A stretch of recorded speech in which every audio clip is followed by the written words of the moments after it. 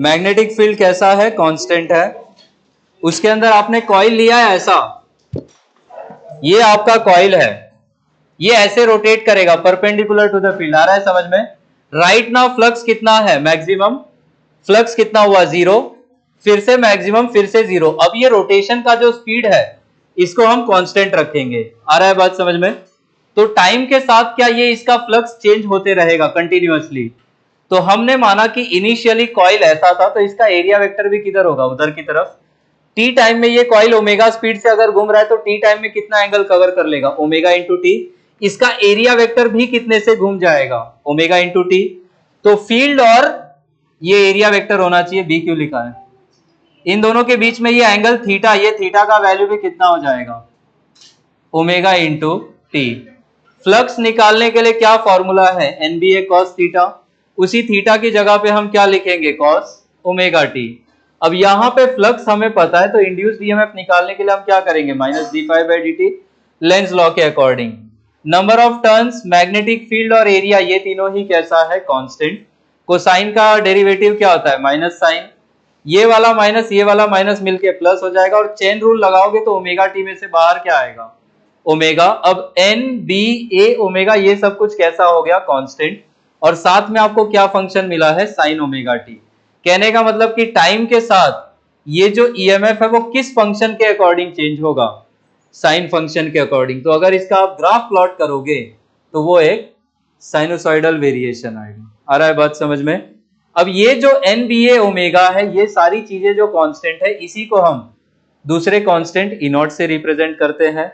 और इसी ई नॉट जिसका वैल्यू एन बी ए ओमेगा है, इसी को हम कहते हैं this is the peak value of the EMF induced. Induced EMF को रेजिस्टेंस से डिवाइड करेंगे तो हमें क्या मिल जाएगा? इंड्यूस्ड करंट मिल जाएगा। इंड्यूस्ड ईएमएफ का फॉर्मूला ऊपर में क्या लिखा है? NBA omega. तो एनबीए ओमेगा बाय आर। फिर से क्या ये सब कांस्टेंट हो गया? अब इस कांस्टेंट को हम आई नॉट से रिप्रेजेंट करेंगे। फिर से साथ में कौन सा फंक्शन आ गया? साइन फंक्शन आ गया। तो हम बोलेंगे ये जो करंट भी इंड्यूस हुई है, ये भी कैसी करंट है? साइनोसॉइडल करंट है। तो जब भी हम पावर स्टेशंस वगैरह में बिजली जनरेट करते हैं, सब इलेक्ट्रोमैग्नेटिक इंडक्शन से ही होता है। दो मैग्नेट के पोल्स के बीच में कॉइल रखते हैं, कॉइल को कांस्टेंट स्पीड से घुमाएंगे, कांस्टेंट एंगुलर स्पीड से घुमाएंगे, तो जो ईएमएफ आएगा वो भी कैसा आएगा? साइनोसॉइडल। और जो करंट आएगी वो भी कैसी आएगी? साइनोसॉइडल। इसके 3-4 क्वेश्चन कर लो, फिर मैं नेक्स्ट चैप्टर एसी स्टार्ट करूं। लिखो पहला क्वेश्चन। हो सकता है आपको स्कूल में एसी जनरेटर एसी के स्टार्ट में पढ़ाया हो, ठीक है?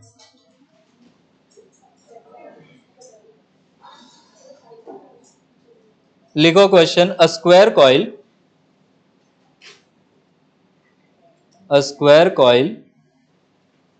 of side 25 centimeter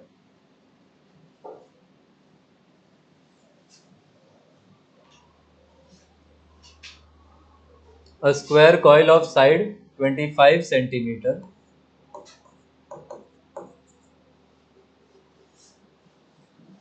having 1000 turns is rotated with uniform speed having 1000 turns is rotated with uniform speed in a magnetic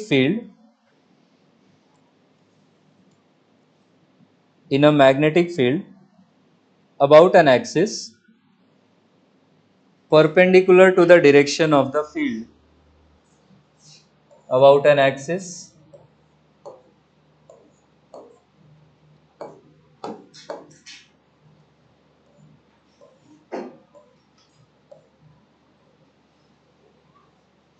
जैसा पीछे बनाया था वैसा ही डायग्राम है। About an axis perpendicular to the direction of the field at an instant T the EMF induced in the coil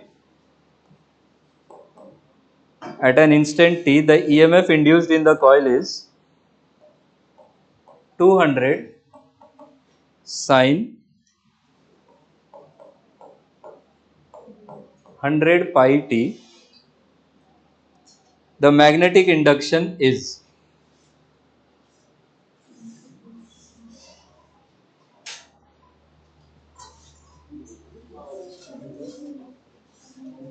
The magnetic induction is. Field, magnetic field निकालना है। इसको उससे कंपेयर कर लो। आपने अभी अभी पीछे E इज इक्वल टू क्या लिखा था? NBA omega into sine omega T. इससे कंपेयर करो।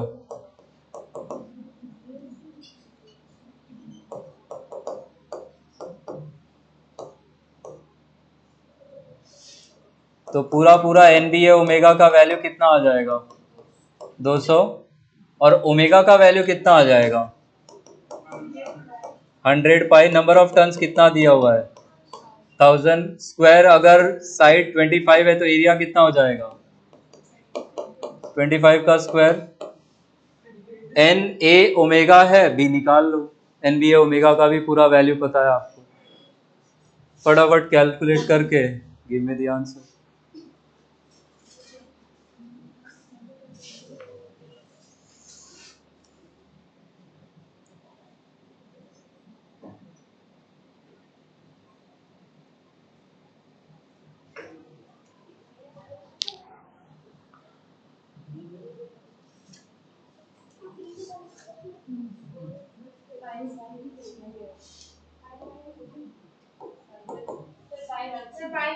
पाई को रखना पड़ेगा।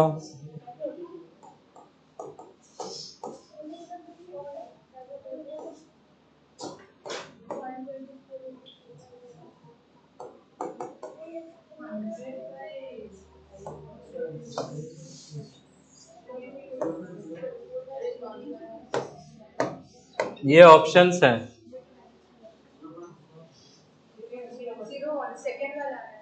0.01। ठीक है।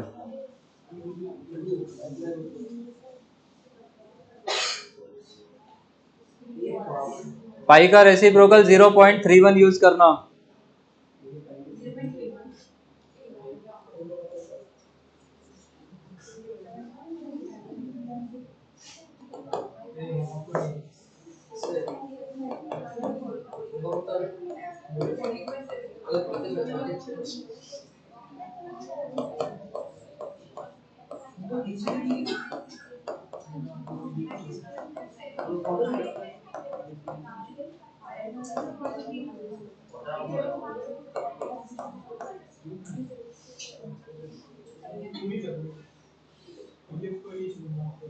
कितना आ रहा है ये? 0.1।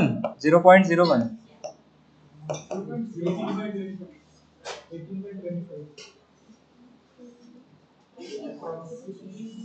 अप्रोक्सीमेटली ही बता पाएंगे।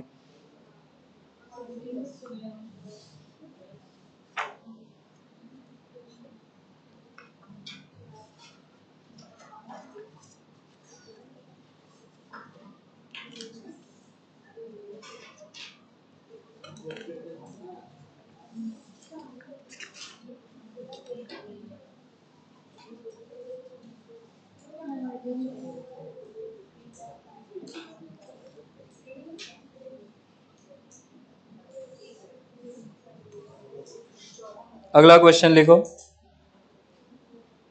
The number of turns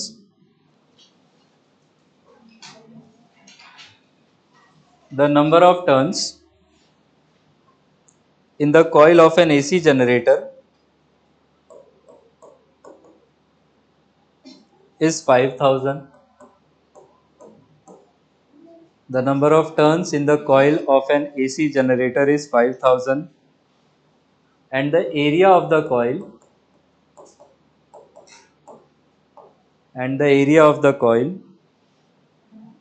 is 0.25 meter square.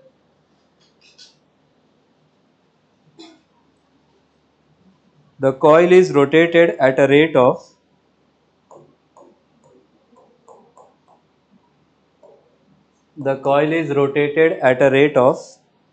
100 cycles per second. The coil is rotated at a rate of 100 cycles per second in a field of in a field of 0.2 Weber per meter square. The peak value of EMF generated is nearly question mark. The peak value of EMF generated is nearly question mark. Peak value मतलब क्या पूछ रहा है, ई या ई not? E not क्या formula use करोगे? N B omega, सब कुछ दिया हुआ है, बस मल्टीप्लाई करो। अरे रुको जरा, मुझे आप लोगों पे पूरा विश्वास है, गलत ही करोगे इसको।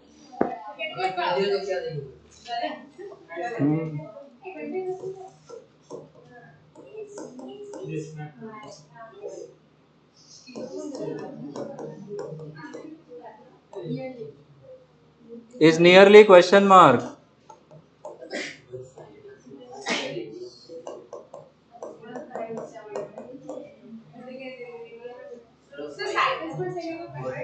Obviously ओमेगा का ऐसा यूनिट रेडियन पर सेकेंड है, वो साइकिल पर सेकेंड दिया है।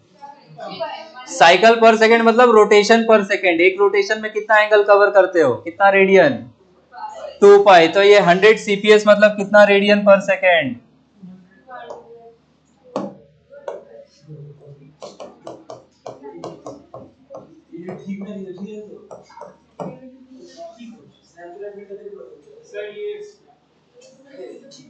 साग्निक चला मत लेना फोन। पाई का मल्टीपल वही है तो वही आंसर ही आएगा।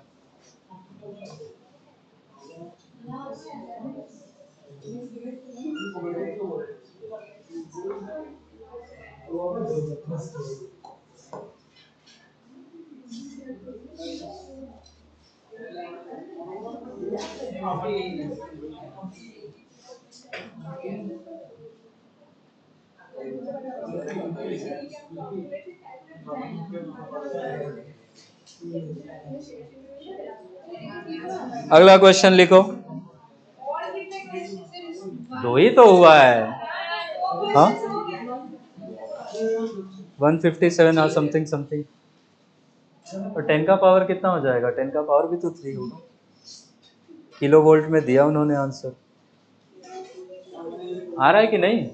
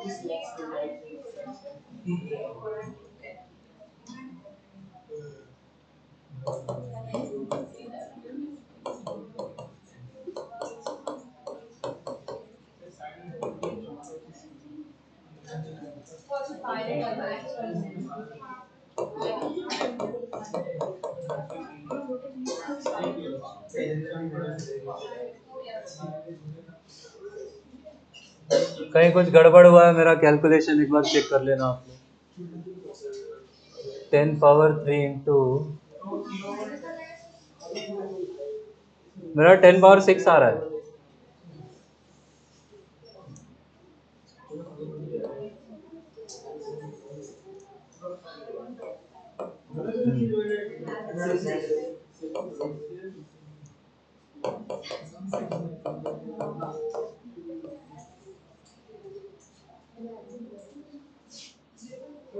फिर से कुछ गड़बड़ हुआ, कर लेना यार,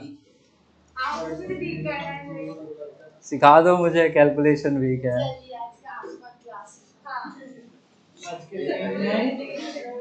N alternating EMF.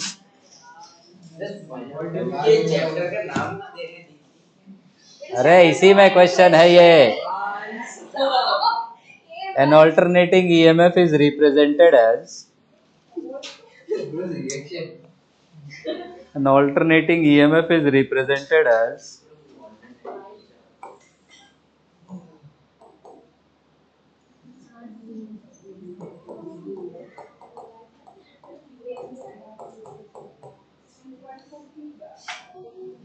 V is equal to 10 sin 314t.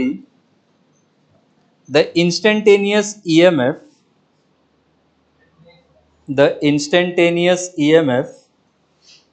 at t is equal to 1 by 600 seconds is the instantaneous EMF at t is equal to 1 by 600 seconds is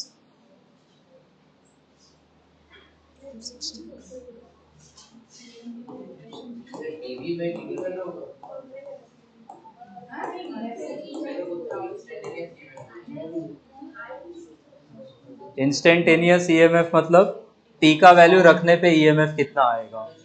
तो वो डीवी बाई डी टी क्यों करोगे, वो T की जगह पे बस 1/600 रखो और वो वी का वैल्यू निकालो, वही इंस्टेंटेनियस ईएमएफ है.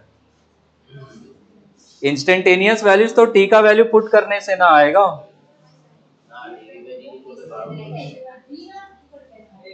कुछ भी करेंगे क्या.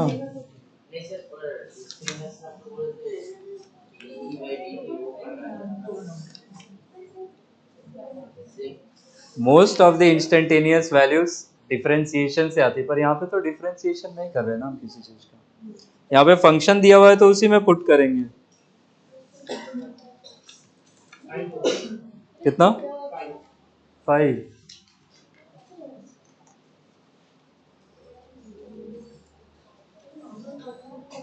लास्ट क्वेश्चन यहाँ से.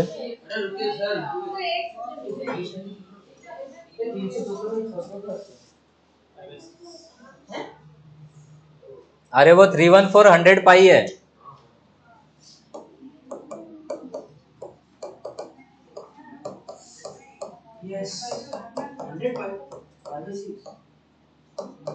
फाइव बाई सिक्स कितना होता है 1. 5/6 30 डिग्री.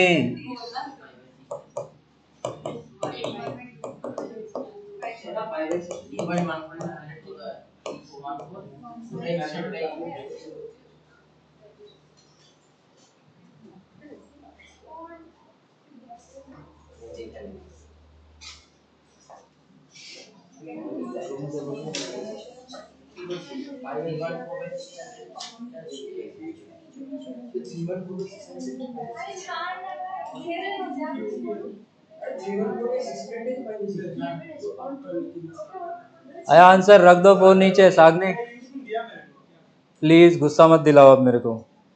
लास्ट क्वेश्चन लिखो यहां से. N AC source has voltage. N AC source has voltage given by an AC source has voltage given by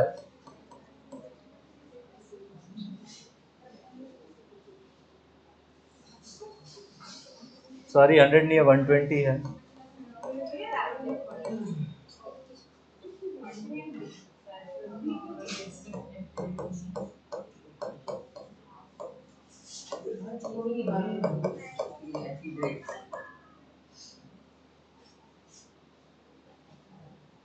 The maximum voltage and frequency are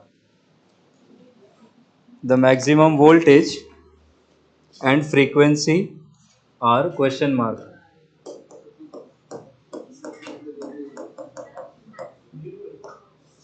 maximum voltage and frequency are, वो omega को 2 पाई F करना, वहां से frequency मिलेगा.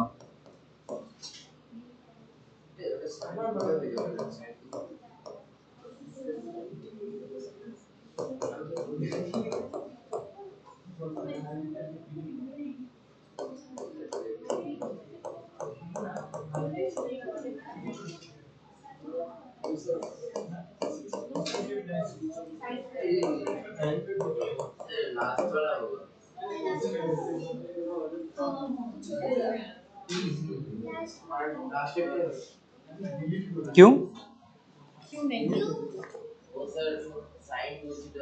हाँ,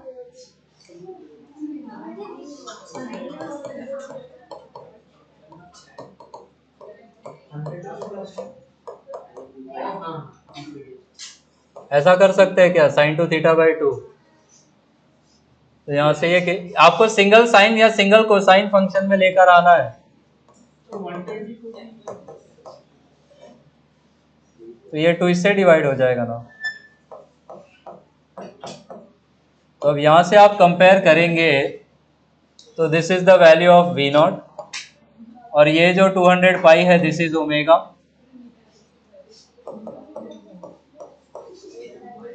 इसी omega को 2 पाई F रख दो।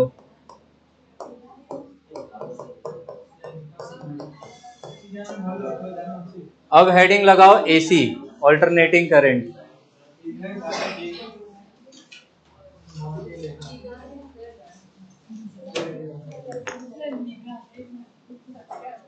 क्या क्या मारेंगे?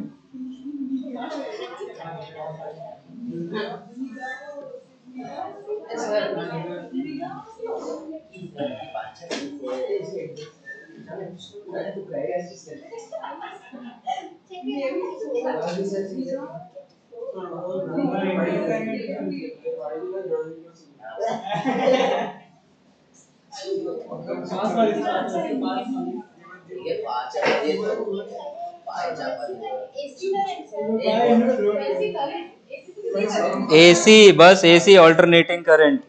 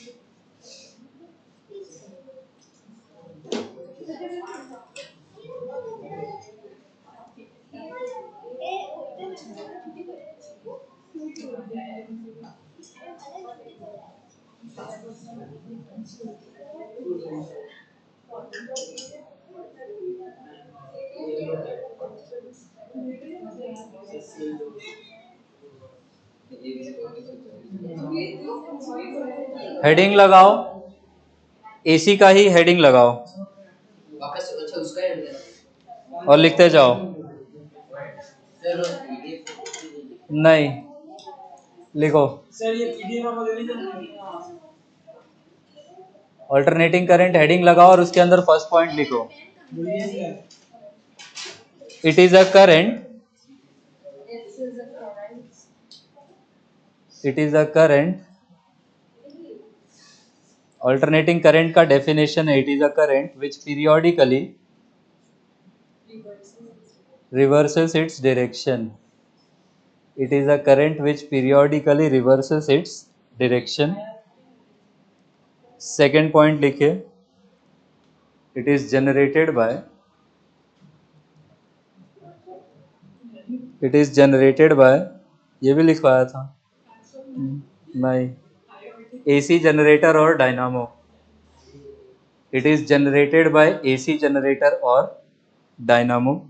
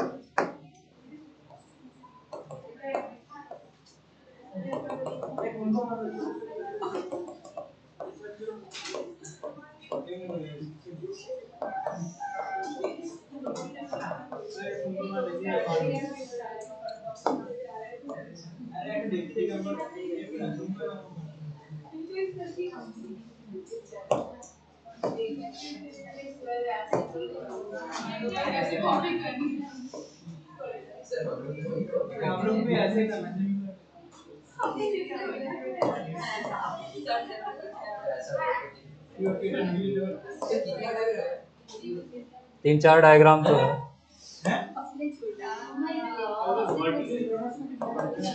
जैसा मर्जी वैसा बनाओ।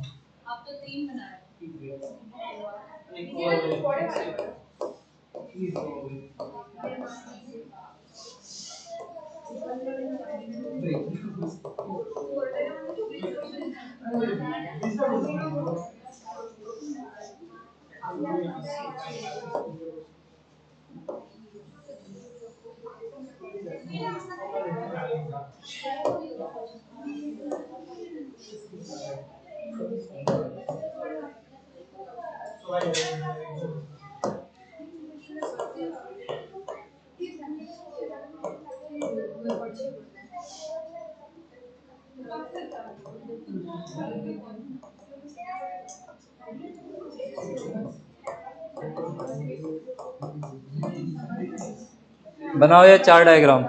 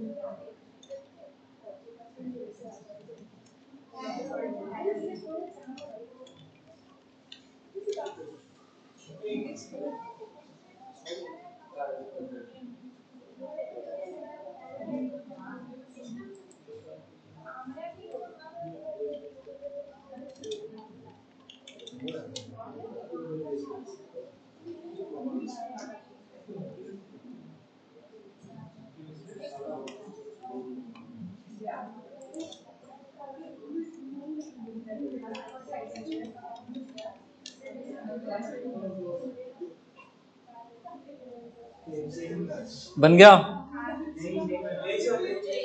इसके बाद हेडिंग लगाइएगा डायरेक्ट करंट।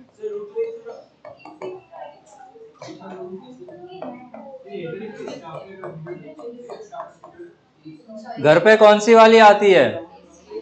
अरे एसी कौन सा? चार है, चार और भी हो सकते हैं। ये घर पे आती है हमारे, साइनोसाइडल एसी। मैंने पूछा उससे तो उसने बताया मैं साइनोसाइडल हूँ। वो जो शाई है वो बहुत। Hello friends. Hello friends. वो जो स्क्वायर वेव एसी है वो डिजिटल सर्किट्स में आता है, इन्वर्टर वगैरह स्क्वायर एसी सिग्नल देता है। जो ऑडियो सिंथेसाइजर्स होते हैं, म्यूजिकल इंस्ट्रूमेंट्स, वो मोस्टली ट्रायंगुलर वेव यूज करते हैं। आपके घर पे ये आता है और वो क्या बोलते हैं, रुको सोचने दो। ऑसिलोस्कोप, ये सब नाम सुना है क्या?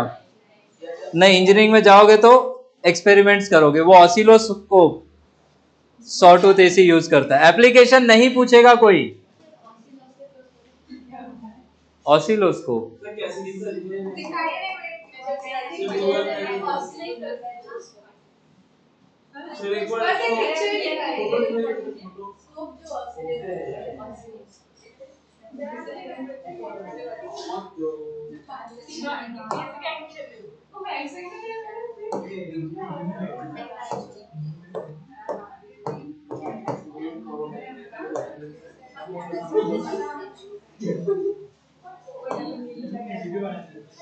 ऐसा दिखता है।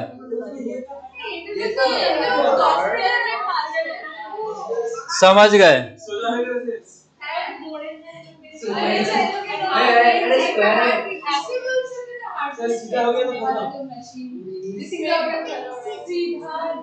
हो गया बना के। डायरेक्ट करंट में लिखो, it is a current, it is a current which does not change its direction. It is a current which does not change its direction with time.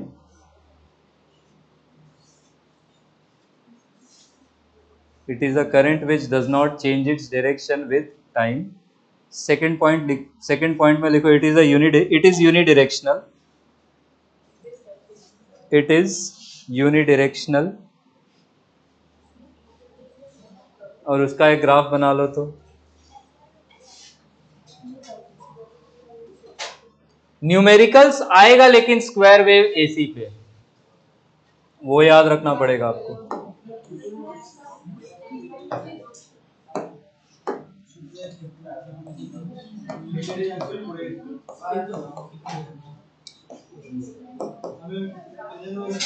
अच्छा, ये जो ग्राफ्स बनाए थे आपने, एक्सिस के ऊपर वाले को हम कहते हैं पॉजिटिव हाफ साइकिल, नीचे वाले को कहते हैं नेगेटिव। तो प्लीज सब में ये पॉजिटिव नेगेटिव मार्क कर लीजिएगा। एक्सिस के ऊपर पॉजिटिव मार्क करो, नीचे में नेगेटिव, सभी एसी वाले ग्राफ्स में। एक्सिस के ऊपर पॉजिटिव, नीचे में नेगेटिव। और ये डीसी करंट में ये ग्राफ बनाओ।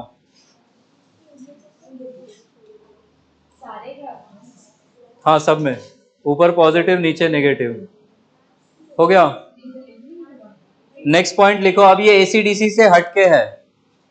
अगला पॉइंट लिखो, most of the electrical power, DC हो गया। अब आगे, most of the electrical power generated across the world, most of the electrical power generated across the world, दुनिया is in the form of AC। अरे world, दुनिया भाई। most of the electrical power generated across the world is in the form of AC। Second point में लिखो, AC can be converted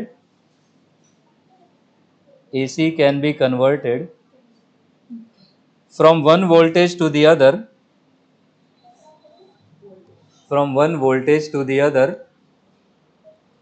via transformers। AC can be converted from one voltage to the other via transformers। और उसका अगला point लिखो, power is transmitted, electrical power की बात हो रही है, power is transmitted over long distances, power is transmitted over long distances in the form of, ये HVAC करंट में भी लिखवाया था, क्या होता है, high voltage alternating current.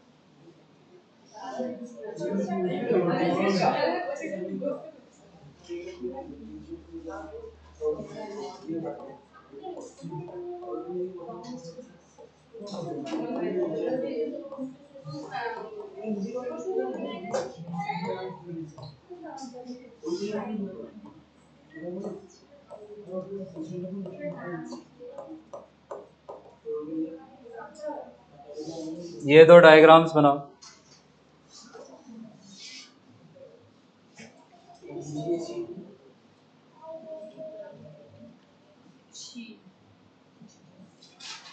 Circuit में ऐसा सिंबल दिख गया, इस चैप्टर में ऐसा ही दिखेगा, तो इसका मतलब वो कैसा वोल्टेज सोर्स है, अल्टरनेटिंग वोल्टेज सोर्स है।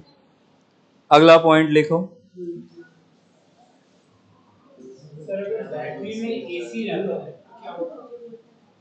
नहीं एसी पास कर जाएगा वैसे,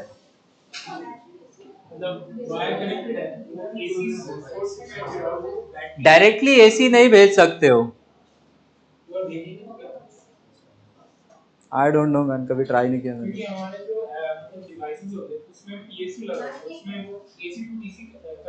डिवाइसेस में तो सब डिवाइसेस में हम लोग कन्वर्टर लगा के रखते हैं, रेक्टिफायर लगा के रखते हैं। दो दो होता है, एक रेक्टिफायर होता है और एक इन्वर्टर होता है। कौन किससे किस में कन्वर्जन करता है? इन्वर्टर डीसी से एसी करता है और रेक्टिफायर इसका उल्टा करता है। अब हमारा फोन वगैरह जो है उसमें बैटरी है, वो बैटरी कैसा सोर्स है? डीसी सोर्स है। तो उसको चार्ज वगैरह जब हम करते हैं तो हमें करंट भी कैसी चाहिए होगी? DC current. तो आपका जो एडेप्टर होता है फोन के चार्जर वाला, उसके अंदर में लगा हुआ होता है रेक्टिफायर। आ रहा है समझ में?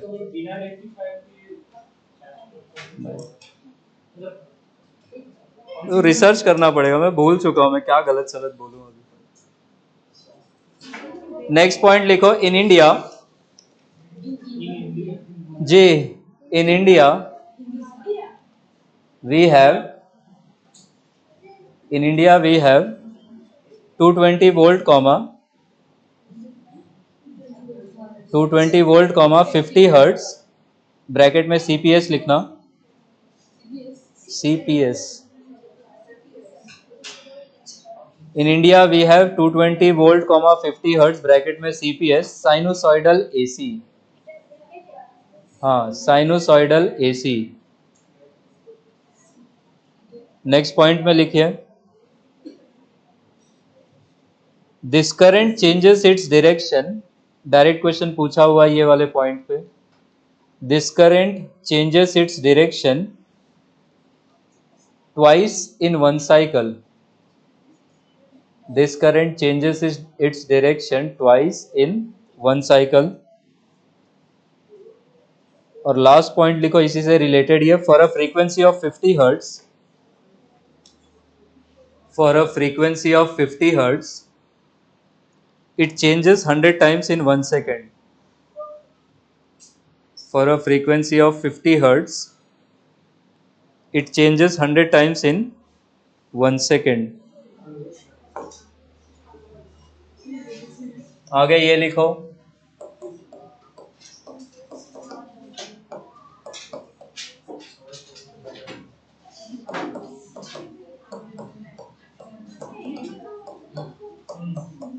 अब ध्यान से समझना। ये लेफ्ट वाला जो V है इसको हम बोलेंगे दिस इज इंस्टेंटेनियस वोल्टेज, इसको हम बोलेंगे पीक वोल्टेज।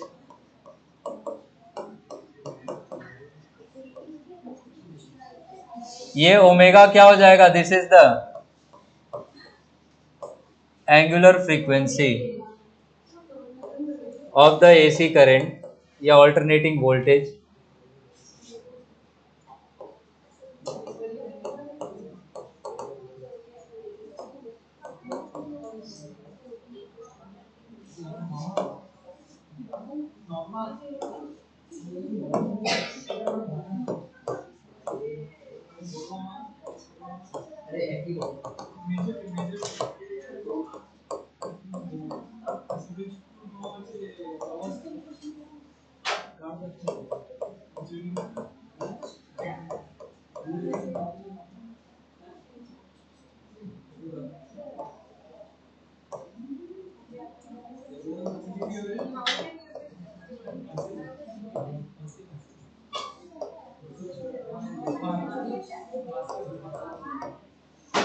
लिखो इतना, ये लिखने के बाद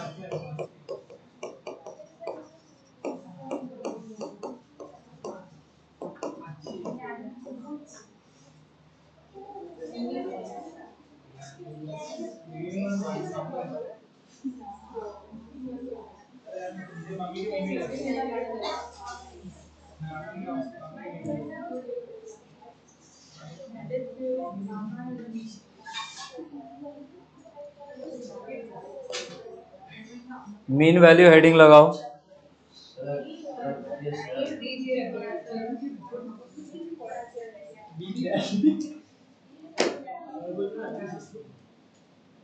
अगली क्लास से आने नहीं दूंगा सागनिक में आपको। लिमिट्स पुश मत करो, बार बार एक ही चीज कह रहा हूं मैं।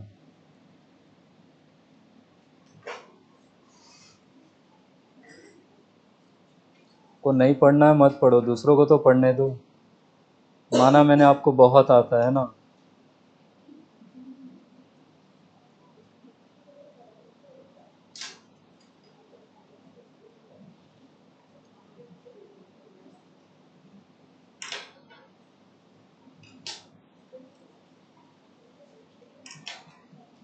मीन वैल्यू ऑफ एसी में लिखो डेफिनेशन। मीन वैल्यू और एवरेज वैल्यू, मीन वैल्यू और average value of AC, mean value और average value of AC is equal to mean value or average value of AC is equal to that value of DC current is equal to that value of DC current which would send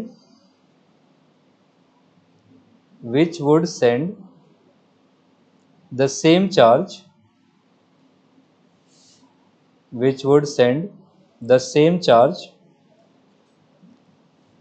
through any given circuit, through a given circuit, which would send the same charge through a circuit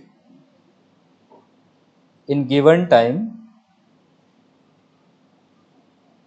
as that of an AC, which would send the same charge through a circuit in given time as that of an AC through the same circuit in same time, as that of an AC through the same circuit in same time.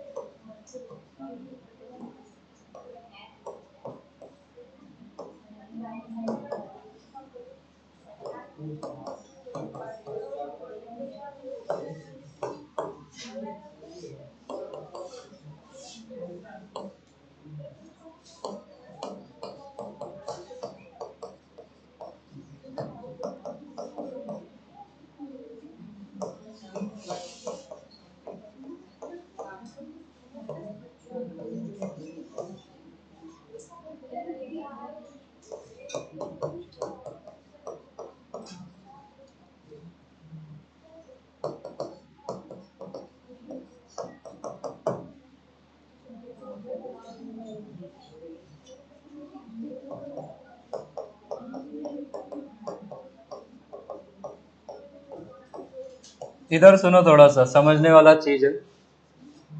Circuit में एक resistor है बस, इस resistor को आपने AC source से connect किया, T time तक करंट फ्लो करवाया और आपने मेजर किया कि चार्ज कितना फ्लो हुआ है, क्यू नॉट। यही क्यू नॉट चार्ज अब इस डीसी सर्किट में फ्लो करवाना है सेम टाइम टी में। तो टाइम सेम रखना है, चार्ज भी सेम रखना है, सेम चार्ज। तो यहां पे टी टाइम में क्यू नॉट चार्ज फ्लो करवाने के लिए कितना करंट चाहिए होगा, यही उस एसी करंट का कौन सा वैल्यू होगा, एवरेज वैल्यू। ठीक है, तो एवरेज के लिए हम लोग चार्ज का कंडीशन यूज करते हैं, सेम चार्ज फ्लो होना चाहिए सेम टाइम में थ्रू द सेम रेजिस्टर या सेम सर्किट।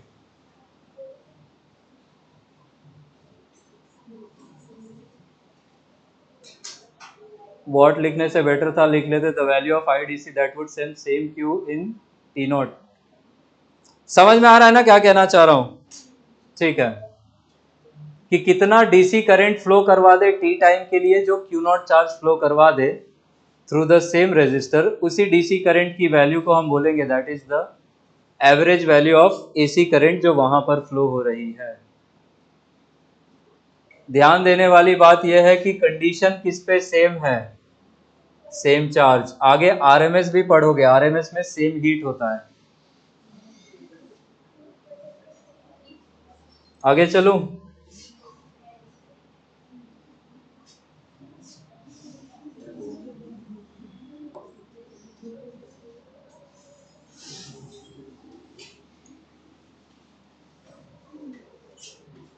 ये सेम क्यू के ब्रैकेट में क्यू नॉट लिख लेना।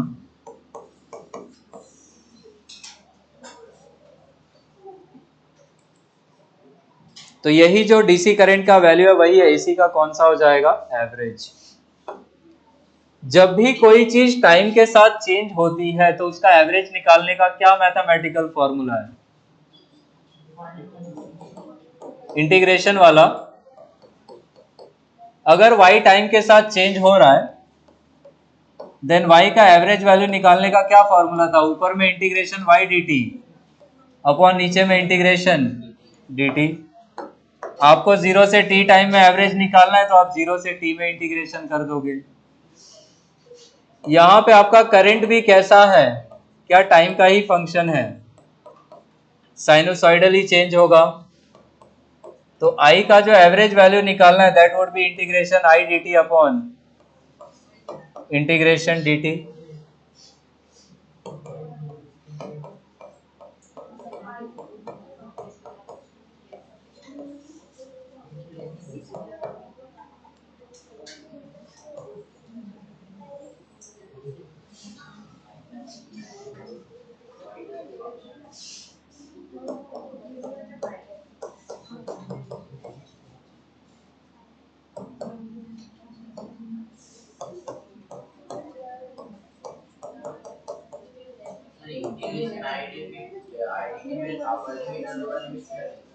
वो आप जहां से जहां इंटीग्रेशन करोगे, 0 से t इंटीग्रेशन करोगे तो यही इंटीग्रेशन 0 आ जाएगा।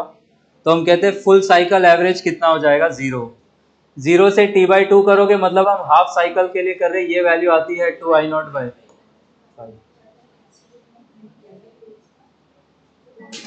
इंटीग्रेशन क्या रिप्रेजेंट करता है, area, slope, centre of curvature, क्या चीज, एरिया। पूरा 0 से 360 को हम बोलेंगे 0 से t, तो ये कितना हो जाएगा t/2। 0 से t में देखेंगे तो जितना पॉजिटिव में एरिया है उतना ही किधर है, नेगेटिव में। इसलिए फुल साइकिल में आप एवरेज निकालोगे तो वो कितना आ जाएगा, 0। तो इसको हम कहते हैं this is the full cycle average value. और इसको हम क्या बोलेंगे, this is the half cycle average. Value याद रखना, फुल साइकिल में 0, हाफ साइकिल में 2I0/5।